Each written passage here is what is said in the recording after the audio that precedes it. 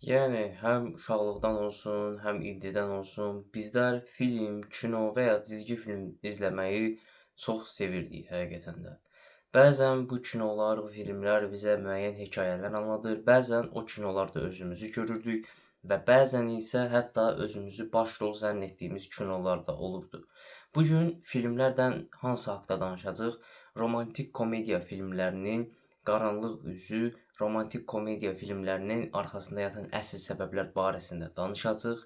Hansı ki, hal-hazırda 14-17 yaş arası, hətta 12-17 yaş arası kütlənin ən çox rəğbət gördüyü bir film növüdür. Bu gün niyə insanlar daha çox romantik komediya filmlərinə yönəlir?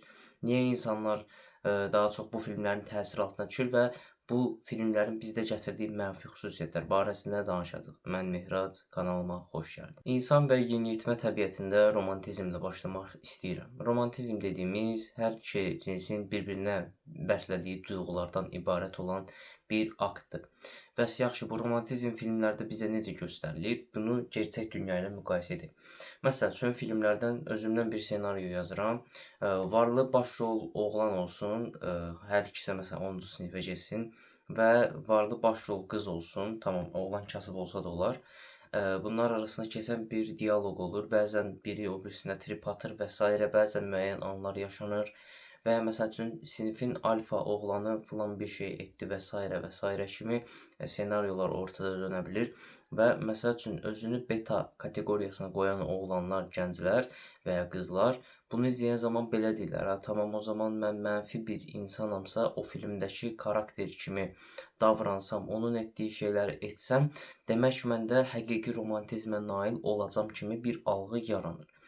Bu başlı başına gözəl bir şey kimi görünə bilər. Məsələn, sən artıq çəkilisən, tutaq ki, baxımsızsan, amma filmdəki karakterə baxırsan ki, o fitdir, özünə baxımlıdır və sən də deyirsən, tamam, mən də fit və özümə baxımlı olaram. Burdan belə götürə bilərsən. Amma bunun əsas cəhəti odur ki, fit və baxımlı olsan da yenə romantizm görəcəli bir şeydir. Heç kəs sənə onu qarantiləmir. Məsəl üçün, sən sonra xəyal qırıqlığı yaşaya bilərsən bu mövzu haqqında. İnsan təbiətindəki romantizmə baxsaq, məsələn, artıq yaş keçdikcə romantizm daha realistləşir, daha mürəkkəbləşir, kompleksləşir və necə deyim, tam bir şahmat oyununa da çevrilir də deyə bilərik. Hətta günümüz dünyasına baxsaq bunu da çox görərik. Ancaq 12-13 yaşda yaşanan romantik münasibətlərin hamısı Dreamlanddən başqa bir şey deyil açıqcası. Və gələk romantik komediya filmlərinin hədəf kütləsinə. Bu filmlərin çəkilməkdə əlbəttə məqsədi var, daha çox rəğbət görməsi. Bu filmləri izləyənlər kimlər olur? Xoşbəxt cütlüklər ola bilər ki, bu çox azınlıq bir kütləni təşkil edir. Daha çox həyatı boyu sevgilisi olmamış, tək qalmış, qarşı cinsdən bir münasibət görməmiş həm oğlanlarda olsun, həm qızlarda olsun, bu filmlərə daha çox yönəlirlər. Əslində onların məqsədi film baxmaq deyil. Onların məqsədi içindəki duyğusal boşluğu doldurmaqdır. Və bu duyğusal boşluq normalda sevgi münasibəti ilə doldurulmaq yerinə müəyyən şeylərlə doldurulur. Hansı ki, bunlara filmlər izləmək olsun, oyunları oynamaq olsun və sairə və sairə aktivitelər olsun ki, bunlara aiddir. Yəni dediyim kimi, bunların hədəf kütləsi əslində duyğusal olaraq zəif deyəcəyimiz və ya zəif deməyək də həssas olan gənclərdən ibarətdir. Bəs yaxşı, niyə Mehrac yeniyetmələr bu tərz filmlər həssasdır deyəcək olsam, dediyim kimi, yenə də duyğusal olaraq boşluq yaşayan, çətin anlardan keçən, indiyə qədər heç bir münasibətdə olmamış və çətin anlarla üzləşən gənc kütləyi daha çox cəlb edir. Bəzən yetkinlərdə də olur bu tərz filmlər izləməsi. Əlbəttə, bunlar bağımlılıq etməyəcək dərəcədə izlənə biləcək filmlərdir. Məsəl üçün ki, bu həftədə bir, ayda bir ola bilər. Məsəl üçün, elə belə marağa izləmək istəyirsən ki, məsələn, nə olacaq? Amma hər gün, hər saat izləmək artıq işin biraz film izləmək boyutundan çıxdığını bizlərə göstərir həqiqətən. Yəni bunu deyə bilərdim bu haqda da. Və biraz realist romantizm və xəyaldakı romantizm haqqında danışaq. Xəyaldakı romantizm daha çox filmlərdə gördüyümüz, əllərində kitabla keçərkən toqquşma səhnələri olsun və sairə olsun, entrikalar olsun, ən sonunda başrol olan, yəni sən hədəflədiyin o qarşı cinsi əldə edə bilirsən. Ancaq gerçək həyat belə deyil.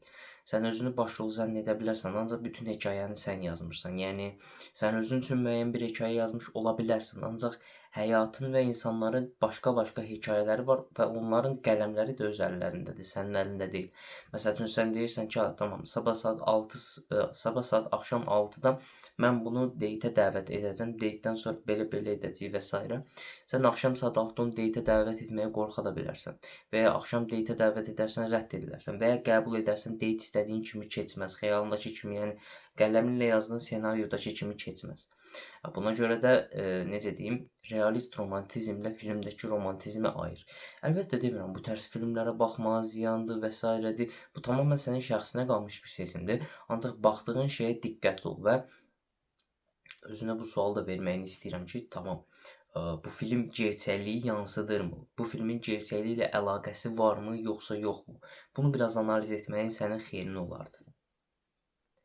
Və məsələn, izlədiyin şeyin bilincində ol. Sənə xəyal, ümid satılmağına icazə vermə. Düzdür, öz qələmin öz əlində ola bilər, amma bunu unutma. Həyatın başrolu sən deyilsən. Öz hekayənin başrolu ola bilərsən, amma həyatın başrolu sən deyilsən. Yəni artıq qələm, necə deyim, hərənin özünə məxsus qələm var və hərə öz hekayəsini yazır. Ümidvaram ki, bu romantik komediya filmləri haqqında səndə müəyyən qədər fikir oluşdura bilmişəm. Yenə də yaxşı və pis yorumlarını gözləyəcəm. Bu haqdakı mənə qatıldığın, qatılmadığın nöqtələri də gözləyəcəm. Bu arada kanalıma abunə ol, videonu da bəyənsən çox xoşbəxt olardım həqiqətən də. İzlədiyin üçün təşəkkürlər.